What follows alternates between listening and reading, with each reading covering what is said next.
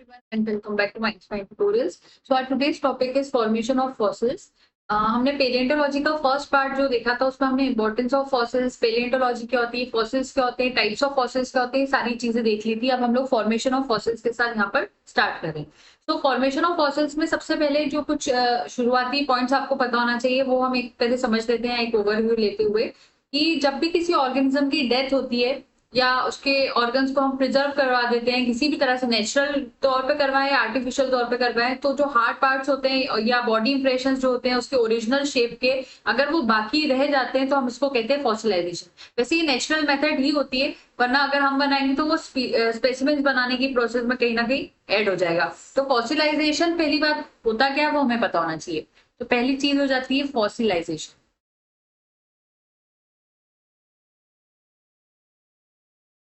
इसमें हमने क्या कहा कि कोई भी ऑर्गेनिज्म है, उसकी डेथ हो रही है, डेथ के बाद अगर उसके ऑर्गन्स जो हैं, ऑर्गन्स अगर वो प्रिजर्व हो रहे हैं, ऑर्गन्स का प्रिजर्वेशन हो रहा है तो प्रिजर्व लिख लेते हैं हम इसको। उसके हार्ड पार्ट्स भी इसमें शामिल होंगे, hard parts, organs, hard parts, ये सारी चीजें प्रिजर्व हो रही है। अगर बॉडी इंप्रेशन भी प्रिजर्व हो रहा है, बॉडी इंप्रेशन जिसमें फुटप्रिंट्स, ये सारी चीजें ऐड हो जाती हैं। तो ये अगर चीजों का कहीं ना कहीं प्रिजर्वेशन होता है किसी ऑर्गेनिज्म की डेथ के बाद, तो उसी मेथड को या उस प्रोसेस को हम फॉसिलाइजेशन कहते हैं। तो बैक्टीरियल डिसइंटीग्रेशन जो होता है किसी भी ऑर्गेनिज्म का सून उसकी डेथ के बाद ही स्टार्ट हो जाता है। फॉर एग्जाम्पल ये ऑर्गेनिज्म इसकी डेथ हुई तो इसके बाद ही इसका बैक्टीरियल डिसइंटीग्रेशन या फिर आप डिकम्पोजिशन कुछ भी कह सकते हैं, तो बैक्टीरिया उस पर वर्क करना शुरू कर देता है।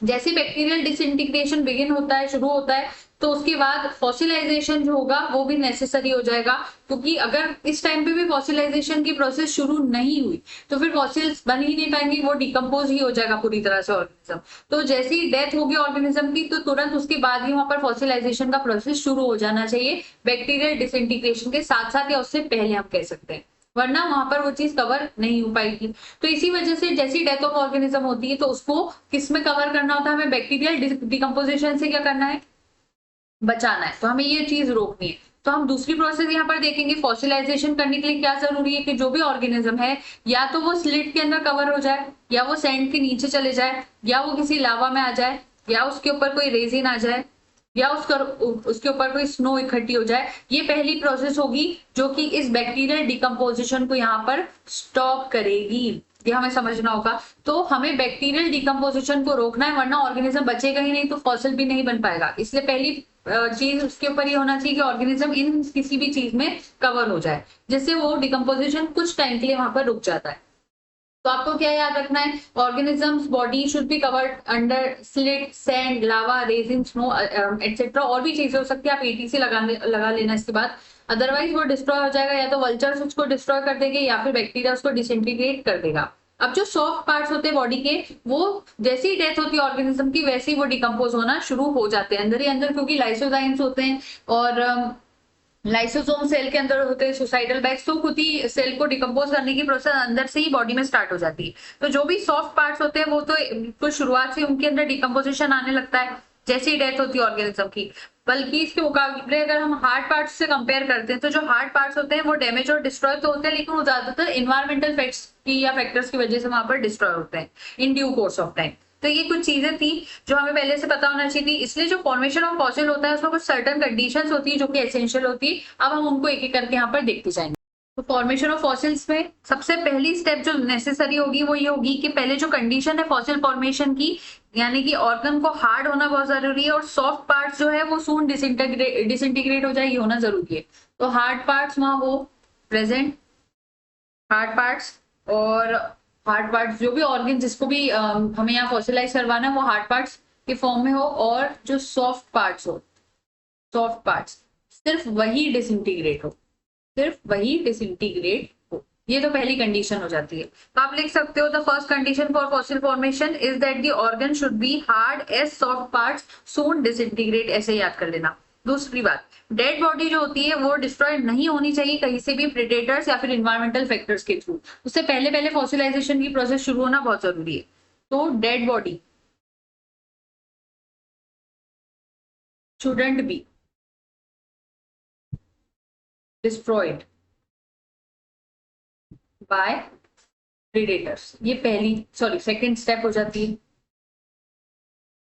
थर्ड स्टेप की बात करते हैं। थर्ड स्टेप कहती है जो बॉडी है ऑर्गेनिज्म की, वो बैक्टीरिया के थ्रू भी या फिर माइक्रोब्स के थ्रू भी डीजनरेट नहीं होनी चाहिए, उससे पहले फॉसिल की मेथड शुरू करवानी चाहिए, और इसके लिए मॉइस्ट इन्वायरमेंट बहुत ज्यादा नेसेसरी होता है। So body should not be degenerated by bacteria और other microbes for which moist environment is necessary. तो यहाँ पर माइक्रोब से और बैक्टीरिया से बचाना होगा, और इसके लिए एक मॉइस्ट इन्वायरमेंट भी नेसेसरी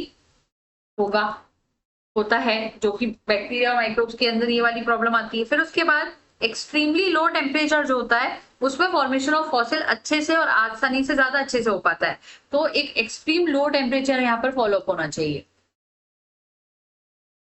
एक्सट्रीम लो टेम्परेचर, ये आपको याद रखना है। तो extremely low temperature helps in formation of fossil as it slows down the degenerative process. ये क्या करता है? स्लो कर देता है, slows degenerative process. Fifth point क्या नेसेसरी होता है? जो डेड बॉडी होती है एनिमल की, उसको इमीडिएटली कवर करना होता है प्रिजर्वेशन फैक्टर्स के अंदर, जैसे कि सैंड, वॉल्केनिक एश, स्नो, रेजिन, ऑयल। जो नाम भी हमने ऊपर लिए थे उसके ऊपर आप ऑयल और volcanic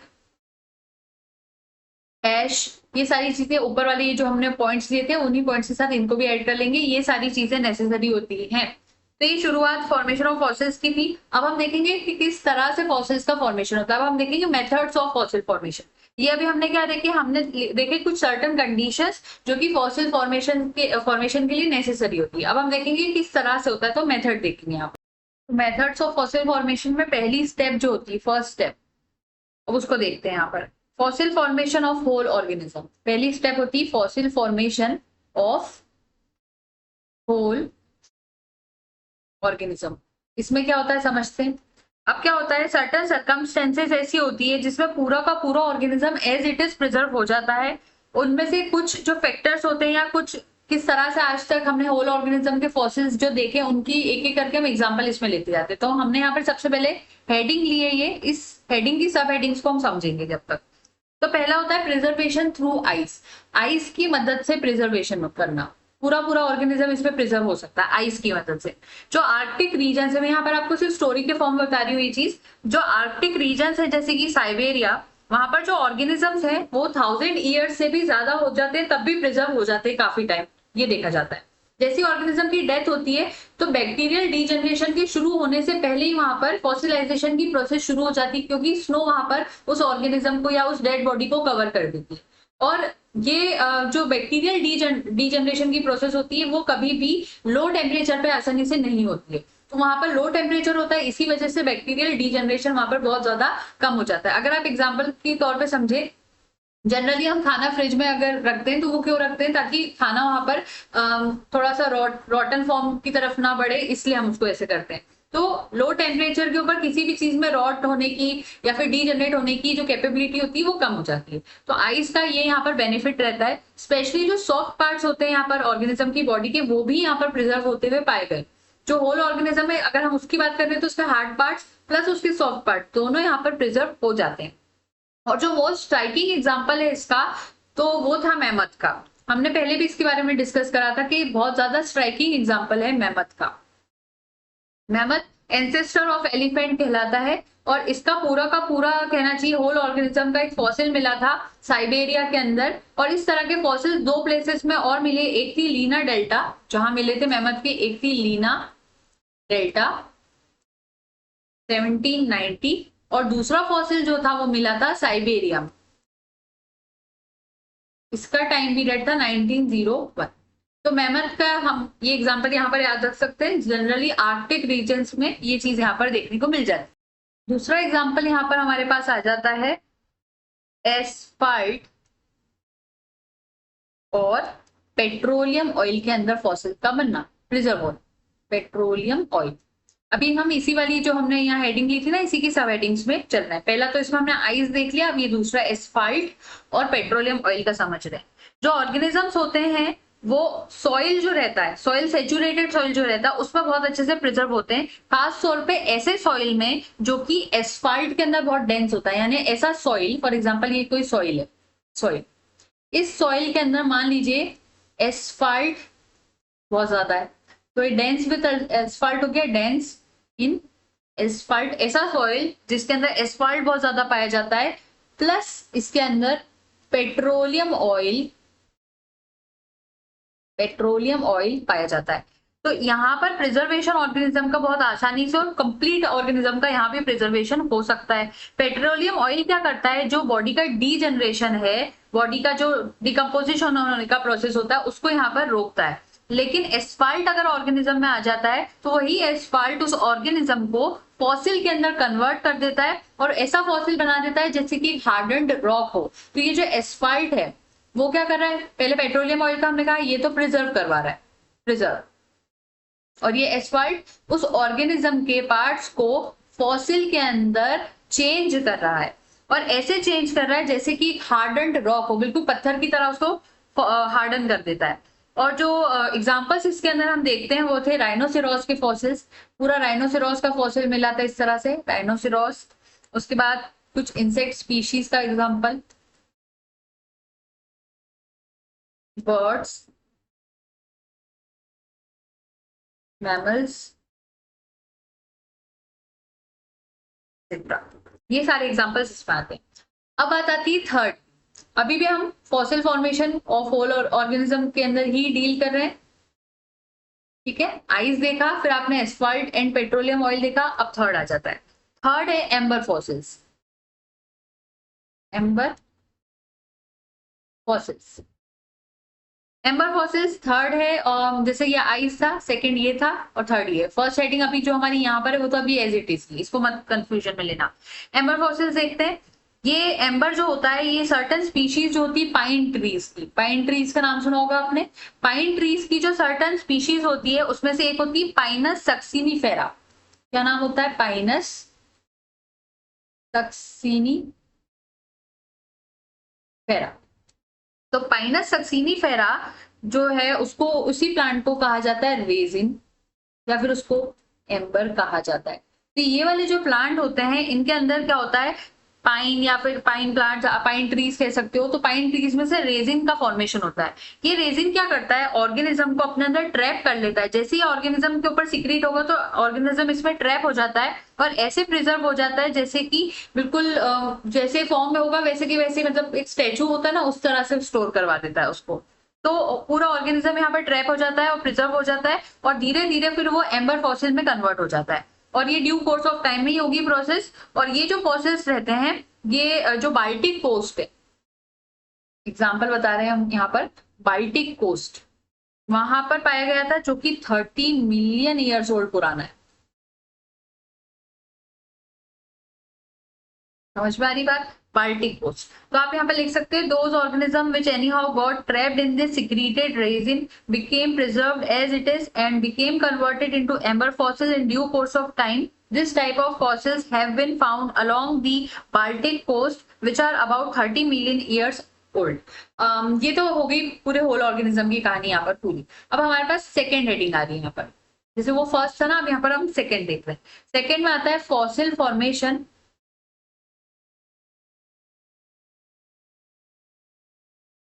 fossil formation by petrification,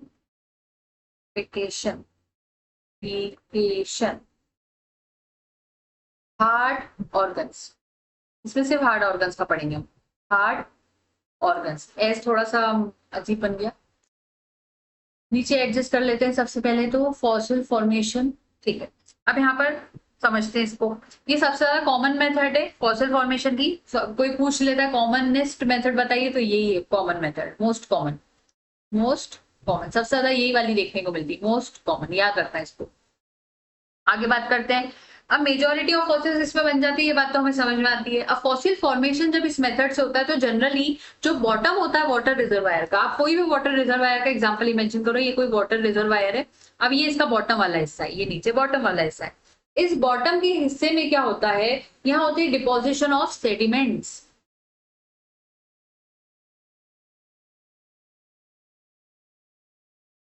deposition of sediments. और ये डिपोजिशन जो है सेडिमेंट्स के, ये लेयर आफ्टर लेयर होते हैं, यानी एक लेयर सेडिमेंट्स की, फिर थोड़ी ऊपर आके एक और दूसरी लेयर सेडिमेंट्स की, फिर थोड़े ऊपर आके एक और सेडिमेंट्स की लेयर, ऐसे करते करते बॉटम बना हुआ होता है। तो ये जो सेडिमेंटेशन की यहाँ पर लेयर हम देखते हैं, इसकी वजह से जो डिसइंटीग्रेशन की प्रोसेस होती है यहाँ बहुत ज्यादा स्लो डाउन हो जाती है। तो जो सॉफ्ट पार्ट्स होते हैं किसी ऑर्गेनिज्म की बॉडी के, जैसे कि मसल्स हो गई, इंटरनल ऑर्गन्स हो गए, वो ग्रेजुअली वो तो डीके कर जाते हैं, वो तो डिकम्पोजिशन उनमें शुरू हो जाता है, लेकिन साथ साथ में वो वॉश आउट भी होते जाते हैं by the seepage of water.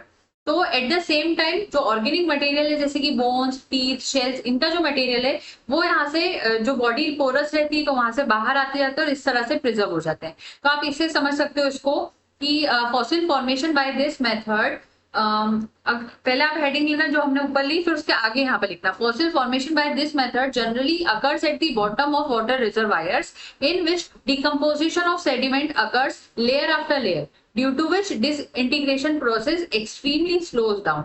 This can be divided into following steps. पहली स्टेप होती है यहाँ पर फॉर एग्जाम्पल कोई ऑर्गेनिज्म मर जाता है, डेथ हो गई उसकी, ये ऑर्गेनिज्म है, ठीक है। तो पहली स्टेप कहती है जो सॉफ्ट पार्ट्स है, सॉफ्ट पार्ट्स किसी भी ऑर्गेनिज्म की बॉडी पे, जैसे मसल्स, इंटरनल ऑर्गन्स, ये ग्रेजुअली डीके होते जाते हैं और वॉश आउट करते हैं सीपेज ऑफ वाटर से। उसी टाइम पे जो ऑर्गेनिक मटेरियल है, बोन्स, टीथ और शेल्स का, वो भी वहां से बाहर आते जाते हैं। इस वजह से बॉडी कैसी हो जाती है, पोरस हो जाती है। तो बॉडी में से बोन्स और टीथ, शेल्स, ये सारी चीजें बाहर आ जाएंगी ऑर्गेनिज्म से, उसके सॉफ्ट पार्ट्स भी उसकी बॉडी से बाहर आ जाएंगे और वॉश आउट हो जाएंगे।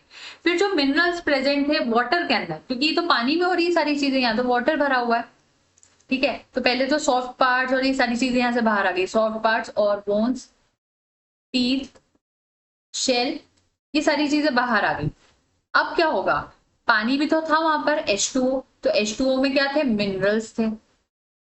तो ये जो H2O वाले मिनरल्स थे, ये सारी चीजें ऑर्गेनिज्म की बॉडी के अंदर चली जाती है। ऑर्गेनिज्म की बॉडी से कुछ चीजें अगर बाहर आती है तो कुछ चीजें उसके अंदर भी चली जाती है, ठीक है। तो ऑर्गेनिज्म की बॉडी में चली जाएगी। तो जो आप यहाँ पे लिखना, द ऑर्गेनिक मटेरियल, या फिर ऐसे लिखना, the minerals present in water sieves through these pores and is deposited into the body. अब वो बॉडी के अंदर चले जाते हैं, ठीक है। पहले ऑर्गेनिज्म की बॉडी से कुछ बाहर आया, फिर उसकी बॉडी में मिनरल्स का जाना हुआ। तीसरी प्रोसेस होती है, ऑर्गेनिक मटेरियल जो था hard parts of the body का, वो रिप्लेस हो जाता है सिलिका से या फिर लाइम से, जो कि पानी में पाया जाता है। तो यहाँ पर क्या हुआ, ये हार्ड पार्ट्स तो हमने यहाँ पर बता दिए थे, ये हार्ड पार्ट्स थे, ठीक है। ये हार्ड पार्ट्स बॉडी से बाहर चले गए, अब अंदर तो मिनरल्स आ गए, लेकिन इन हार्ड पार्ट्स की जगह क्या चीजें आ जाती है, तो हार्ड पार्ट्स रिप्लेस के लिए मैं ऐसा साइन लगा रही हूँ, हार्ड पार्ट्स यहाँ पर रिप्लेस हो जाते हैं किसके थ्रू, हम यहाँ लिख देंगे सिलिका, सिलिका या फिर लाइम के थ्रू, सिलिका या फिर लाइम के थ्रू। वो जो हार्ड पार्ट्स बाहर गए थे, बोन्स, टीथ और शेल, उनकी जगह पर सिलिका या फिर कौन आ जाते हैं, लाइम आ जाते हैं।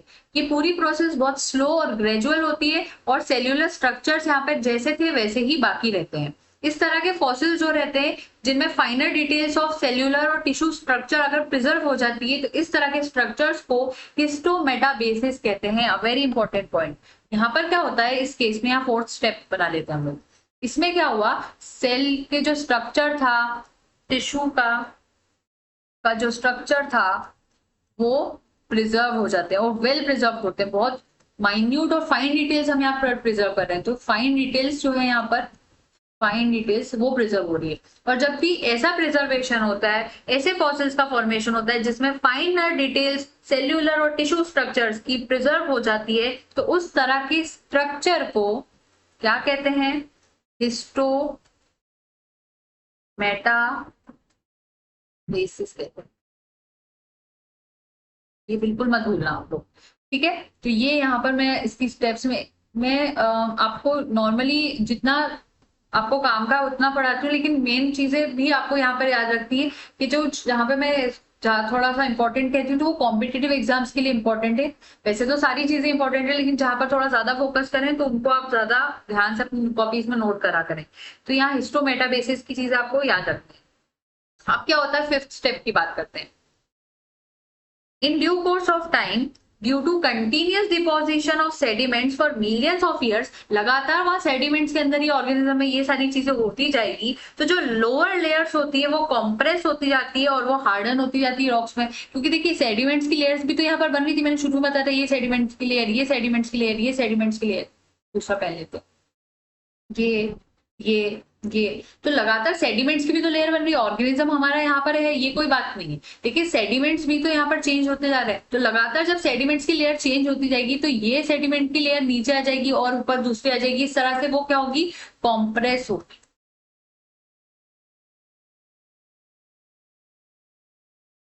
कॉम्प्रेशन होगा, जैसे ही कॉम्प्रेशन होगा तो वो जो ऑर्गेनिज्म है वो रॉक में कन्वर्ट हो जाएगा। ये चीज यहाँ पर रखनी है याद। In this way, sedimentary layer carrying the fossils are brought over the surface in earth due to action of geological forces, bringing about changes in the stratigraphy of earth. This is called geosyncline। यहाँ पर लिखने की place थी, मैं एक काम करती हूँ, नेक्स्ट कर लेंगे। जियोसिंक्लाइन,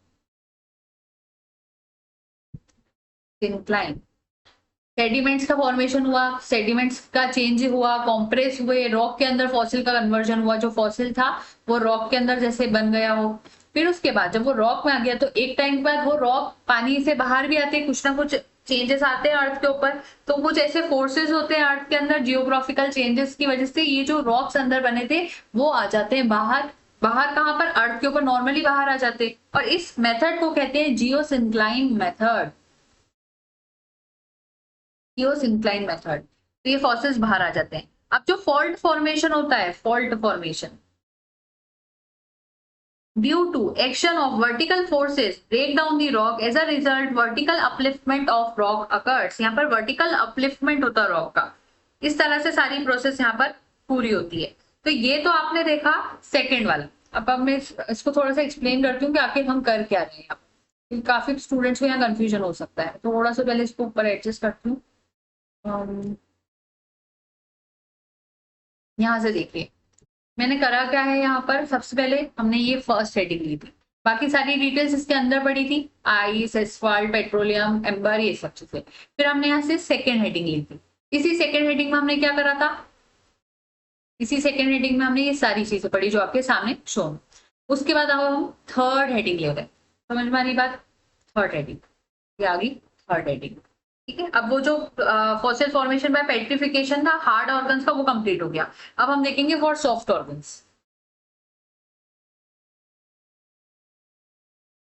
सॉफ्ट ऑर्गन्स, और ये भी हम यहाँ पर पेट्रिफिकेशन से देख रहे हैं,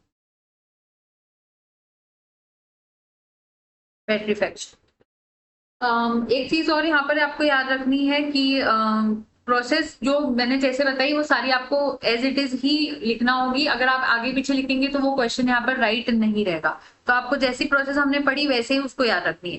पहले कोई लिविंग फिश थी, उसकी डेथ हो गई, वो सेडिमेंट्स में चली गई, फिर उसके ऊपर सेडिमेंट्स इकट्ठे हो गए, फिर उसमें हार्ड पार्ट्स रिप्लेस होना, वो सारी प्रोसेस एक के बाद आपको लिखते जाना। और लास्ट में जियोलॉजिकल फॉल्ट आता है जो कि फॉसिल स्केलेटन को एक्सपोज कर देता है। फॉल्ट फॉर्मेशन का मतलब ये याद रखना, ठीक है। Geological fault exposes fossil skeleton. अब लास्टली आ जाती है, लास्टली नहीं कह सकते, एक मिनट हम लोग समझ लेते हैं। सॉफ्ट ऑर्गन के बाद एक और है, दो तीन और है, तो ये थर्ड है ना, तो हम पहले थर्ड समझते हैं। जैसे हार्ड ऑर्गन्स थे उसी तरह से सॉफ्ट ऑर्गन्स का भी यहाँ पर फॉसिल फॉर्मेशन होता है पेट्रीफेक्शन से। इसमें होता है कि जो ऑर्गेनिक मैटर है वो यहाँ पर रिप्लेस हो जाता है, जैसे कि हार्ड फॉसिल्स में हुआ। बस डिफरेंस यहाँ इतना होता है कि यहाँ पर मॉलिक्यूलर लेवल पे सारी चीजें होती है। क्या डिफरेंस होता है, यहाँ पर रिप्लेसमेंट मॉलिक्यूलर लेवल पर भी होता है, ठीक है। तो ऑर्गेनिक मैटर रिप्लेस होता है, ऑर्गेनिक मैटर रिप्लेस होता है, जैसे ऊपर भी यही हुआ था। ऑर्गेनिक मैटर रिप्लेस किसके थ्रू हुआ था, मिनरल्स के थ्रू रिप्लेस हुआ था, ये बात तो हो गई। लेकिन जो रिप्लेसमेंट होता है वो किस लेवल पर होता है, मॉलिक्यूलर लेवल पे होता है, ये आपको याद रखना है। और इस तरह के फॉसिल्स में जो माइन्यूट डिटेल्स होती है वो भी आप माइक्रोस्कोप के अंदर देख सकते हो। ये बात आपको यहाँ पर याद रखनी। इतना था सॉफ्ट ऑर्गन्स का। फोर्थ देखते हैं, थर्ड कंप्लीट हो गया, फोर्थ आता है मोल्ड फॉसिल। मोल्ड फॉसिल इसको समझते हैं। इस तरह के फॉसिल में जो डेड एनिमल है वो बरी हो जाते हैं सॉइल, सॉइल के अंदर अच्छे से बरी हो जाएंगे अंदर ही अंदर। और फिर उसके बाद क्या होगा, हार्डनिंग ऑफ सराउंडिंग सॉइल होगी। तो पहले तो ऑर्गेनिज्म जिसकी डेथ होगी, ऑर्गेनिज्म, डेड ऑर्गेनिज्म लिख लेते हैं, डेड ऑर्गेनिज्म सॉइल के अंदर बरी हो गया। फिर आसपास का सॉइल हार्डन हो जाएगा, हार्डनिंग ऑफ सराउंडिंग सॉइल। आसपास का सॉइल जो होता है वो हार्डन हो जाता है, और इस वजह से एक हॉलो कैविटी वहां पर फॉर्म होती है।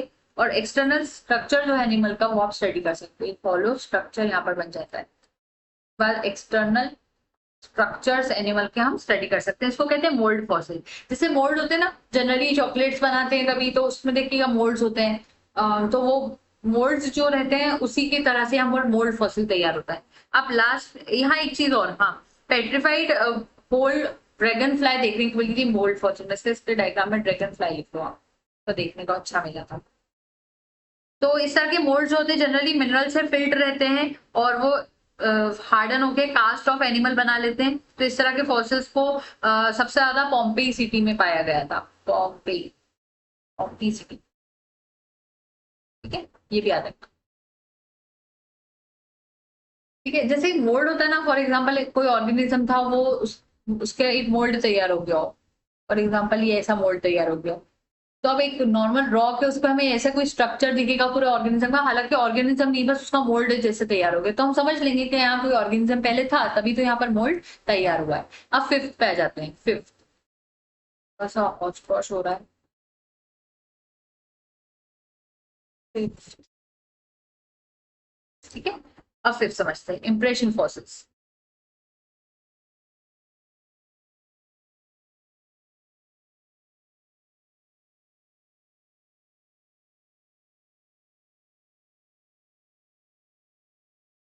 इंप्रेशन फॉसिल्स में क्या होता है कि जो लीव्स होती है जैसे प्लांट्स की, या फिर एक्सटिंक्ट एनिमल्स के विंग्स जो होते हैं, रेप्टाइल्स की मेम्ब्रेन्स, डायनासोर की स्किन, ये सारी चीजें जो होती है, सॉफ्ट लेयर जो होती है लैंड की, वहां पर प्रिजर्व हो जाती है।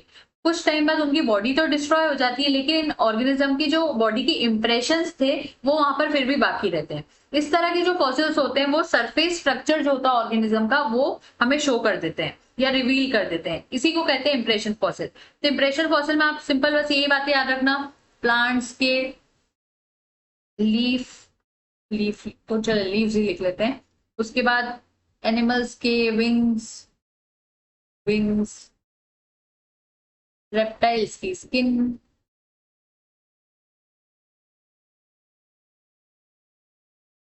रेप्टाइल्स की मेम्ब्रेन ले लेता, मेम्ब्रेन यहाँ लिख लेते हैं। कि नहीं, काम करें आप डायनासोर्स में ले लें।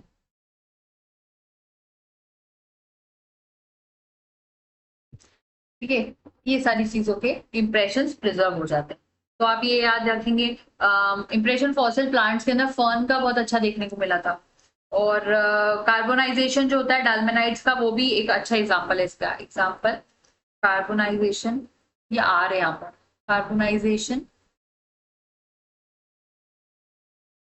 डाल्मेनाइट्स। ठीक है, अब लास्टली हम आ जाते हैं हमारे सिक्स के ऊपर, वो लास्ट, बिल्कुल लास्ट ओवर, बरो फॉसिल फॉर्मेशन। इस तरह की जो बरोज होती है, जैसे कुछ ऐसे एनिमल्स जो कि बरोज में रहते हैं, बिल बना के रहते हैं, वो ग्राउंड में रहती है। बरोज वुड ऑफ प्लांट में भी हो सकती है। तो जो ड्यू कोर्स ऑफ टाइम होता है उसमें जो बरोज होती है उनके अंदर सॉइल आकर भर जाता है और फिर वो हार्डन हो जाती है, और इस तरह से फॉसिल का फॉर्मेशन वहां पर होता है। इस तरह के जो फॉसिल्स होते हैं जनरली मॉलस्क, स्पॉन्जेस और वॉर्म्स में देखने को मिलते हैं। मॉलस्क, स्पॉन्जेस एंड वॉर्म्स, इसमें देखने को मिलता है। तो फाइनली हमारा ये जो हमने यहाँ टॉपिक शुरू करा था फॉर्मेशन ऑफ फॉसिल्स, और उसमें से भी हमने मेथड्स ऑफ फॉसिल फॉर्मेशन जो शुरू करा था वो यहाँ पर पूरी तरह से कंप्लीट हो जाता है। अब एक लास्ट टॉपिक इस पेलियोंटोलॉजी में बाकी रह जाता है। पूरी पेलियोंटोलॉजी हमने लगभग 2 पार्ट्स में कंप्लीट हो गई हमारी। एक था फर्स्ट पार्ट, ये सेकेंड पार्ट है हमारा। तो पूरी पेलियोंटोलॉजी कंप्लीट हो गई, बस लास्ट टॉपिक जो है वो यहाँ पर एक छोटा सा और देख लेंगे, complete determination of age of fossils, determination of age of fossils। समझ में आई बात? अब समझते हैं। ऐसी स्टडी किया गया कि जो ये सारी चीजों को अगर हम स्टडी करते हैं तो पहले तो ये पता होना चाहिए, जियो क्रोनोलॉजी में पढ़ते हैं। कहाँ पढ़ते हैं? जियो क्रोनोलॉजी। ठीक है, जनरली जो एज होती है फॉसिल की या एज करस्पॉन्डिंग रॉक की, अगर हमें वो पता करनी होती है तो हम इसमें ही पढ़ते हैं। प्रीवियसली ऐसा होता था कि डेप्थ या फिर कलर जो होते थे एंशियंट रॉक के, उसकी मदद से हम उनकी एज पता कर लेते थे। लेकिन आज के टाइम पर हमारे, अगर आज फिलहाल हम अभी डेट की बात करें, हमारे लेटेस्ट टाइम की बात करें, तो हमारे पास बहुत सारे प्रिवेलेंट मेथड्स आ गए जिसकी मदद से हम लोग इनकी एज और अच्छे से पता कर सकते हैं। तो प्रीवियसली हम क्या करते थे, प्रीवियस कलर और डेप्थ ऑफ रॉक्स, उसकी मदद से हम करते थे। बट नाउ हमारे पास दो मेन मेथड्स होगी, first method and second method. First होती है रेडियो एक्टिव क्लॉक मेथड, और दूसरी होती है यहाँ पर कार्बन डेटिंग मेथड। ये दो मेथड्स आ गई अब हमारे पास, और ये बहुत ज्यादा प्रिवेलेंट मेथड्स है। ठीक है, तो पहली आती है रेडियो एक्टिव क्लॉक मेथड। इसको थोड़ा सा समझते हैं। यहाँ पर मैं थोड़ा सा एडजस्ट करूंगी इसको।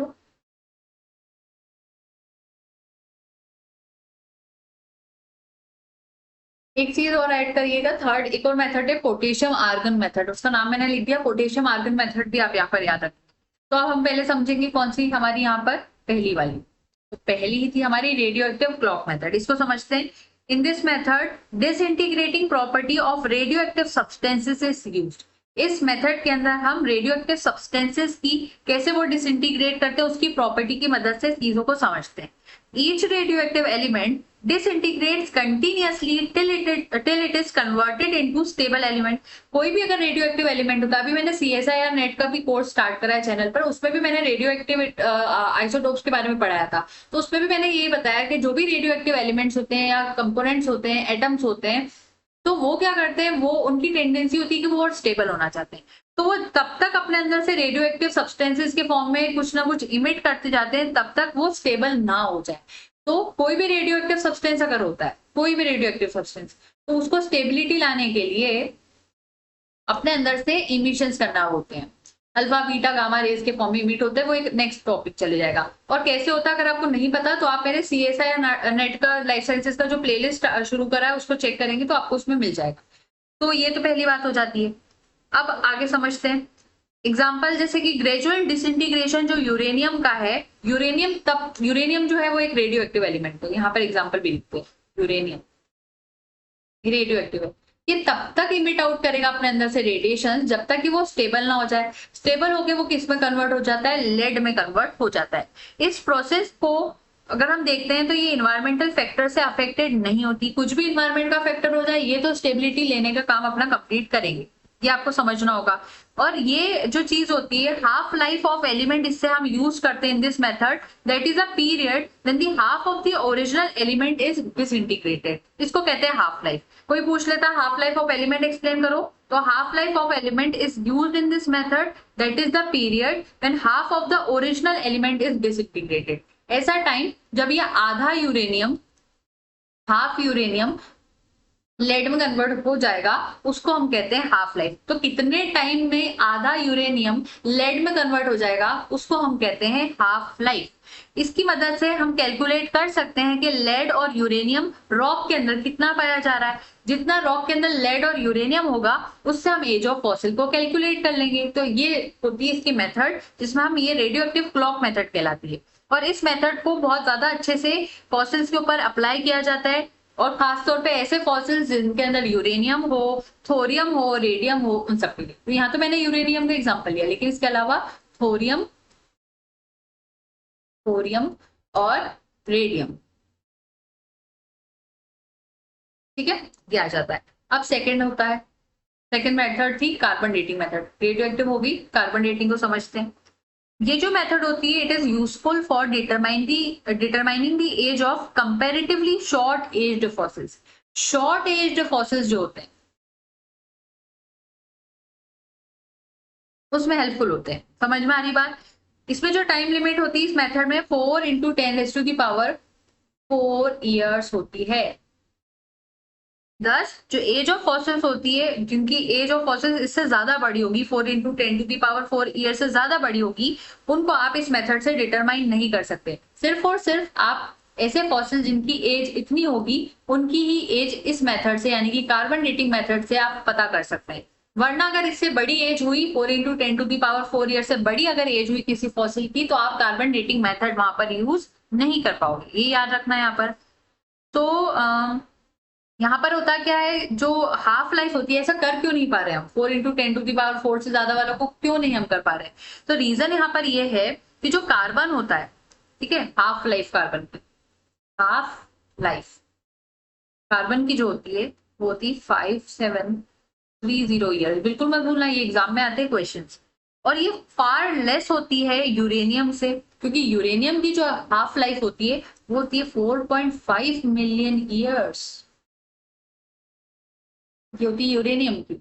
यूरेनियम और ये सब तो पता है ना, एलिमेंट्स होते हैं, यूरेनियम कार्बन, पीरियोडिक टेबल तो याद की होगी बचपन में, तो ये बात आ जाती है। अब क्या होता है, जो कार्बन रहता है ऑर्गेनिज्म की बॉडी में जो पाया जाता है वो हमेशा एक डेफिनेट रेशियो में पाया जाता है, और वो रहता है आइसोटोप C12 एंड C14 के फॉर्म में बॉडी के अंदर। अब क्या होता है, जैसे ऑर्गेनिज्म की डेथ होती है तो जो C14 होता है, C14 वाला कार्बन उसकी बॉडी में कम होने लगता है। So after the death of the organism the entry of C14 into the body ceases.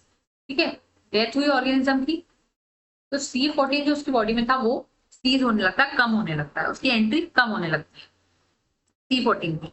इसी वजह से जो C14 बॉडी में पहले से पाया जा रहा था, बॉडी में पहले से ही था वहां पर, वो क्या होता है, डिसइंटीग्रेट करता है, क्योंकि नया C14 तो बॉडी में आ नहीं रहा है। तो वो जो पुराना C14 ऑर्गेनिज्म की बॉडी में था, ये ऑर्गेनिज्म की बॉडी में दोनों थे, ठीक है, ऑर्गेनिज्म की डेथ होगी तो C14 कम हो गया।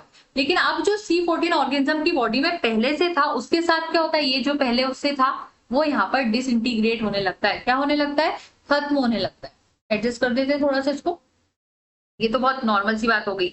अब बॉडी में वो कम होने लगता है, तो हमें यहाँ पे अगर एज ऑफ फॉसिल को कैलकुलेट करना है तो C14 और C12 की रेशियो की मदद से हम कैलकुलेट कर सकते हैं। तो एज ऑफ फॉसिल कैलकुलेट करने का फॉर्मूला आपके पास आ जाता है, age of fossil is equals to C14 fossil upon C12 original organism into half life of carbon, जो होती है 5730 ईयर्स। समझ में आई बात? ये जो मेथड होती है बहुत एक्यूरेट होती है, हालांकि इसको अप्लाई करने के टाइम पर जो फॉसिल्स होते हैं वो ओरिजिनल ऑर्गेनिज्म के ही होना चाहिए। ओरिजिनल ऑर्गेनिज्म का फॉसिल अगर नहीं है, ओरिजिनल ऑर्गेनिज्म का फॉसिल अगर नहीं, ओरिजिनल मैंने वापस नहीं, ओरिजिनल ऑर्गेनिज्म का अगर फॉसिल नहीं है तो आपका काम नहीं होगा। तो ये मस्ट है, ओरिजिनल ऑर्गेनिज्म होना जरूरी है, तभी आप उसकी डेट पता कर पाओगे। इस मेथड से एज ऑफ फॉसिल्स जो कि 40,000 ईयर्स के हैं, आप उसको डिटरमाइन नहीं कर सकते। अगर 40,000 ईयर्स से ज्यादा का कोई फॉसिल है, अगर है, तो no age can be determined by this method, no age can be determined by this method. ठीक है, तो दो कंडीशन याद रखना, ओरिजिनल ऑर्गेनिज्म होना चाहिए और 40,000 ईयर से ज्यादा की एज नहीं होना चाहिए, वरना आप कार्बन डेटिंग मेथड यहाँ यूज नहीं कर पाएंगे। मैं एक बार आपको डिक्टेट करती हूँ, लिखते जाना, नहीं लिखना तो कोई बात नहीं, कहानी की तरह सुन लो। This method is useful for determining the age of comparatively short aged fossils. The time limit of this method is 4 × 10⁴ years. Thus, age of fossils older than this cannot be determined by this method because the half-life of carbon 5730 years is far less than that of uranium 4.5 million years. The carbon found in the body of all organisms is in a definite ratio of isotope C12 and C14. C14 occurs in the body. After the death of the organism, the entry of C14 into the body ceases and C14 present in the body begins to disintegrate. To calculate the age of fossils, ratio of C14 and C12 is determined by the following formula, जो आपके सामने दिया गया है. This method is most accurate, though it can only be applied where the fossil contains remains of original organism, and by this method, age of fossil exceeding 40,000 years cannot be determined. अब बात आती है potassium argon method की। Potassium argon method में क्या होता है, ये सबसे ज्यादा रिसेंट मेथड है, सबसे ज्यादा रिसेंट, बिल्कुल याद रखना, रिसेंट, अभी वाली है बिल्कुल।